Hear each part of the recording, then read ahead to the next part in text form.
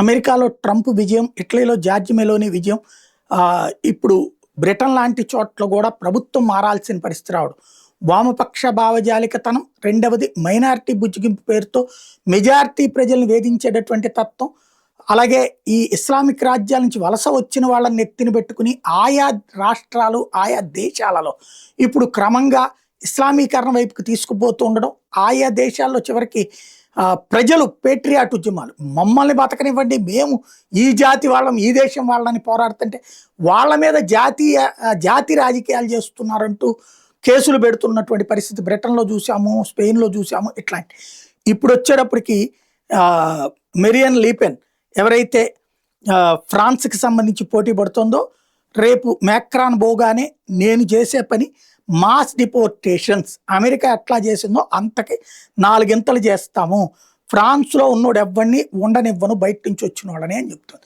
ఇదే ధోరణి అన్ని దేశాల్లో కూడా కనబడుతోంది. క్రమంగా యూరప్ సమాజంలో మార్పు తప్పనిసరి అవుతోంది.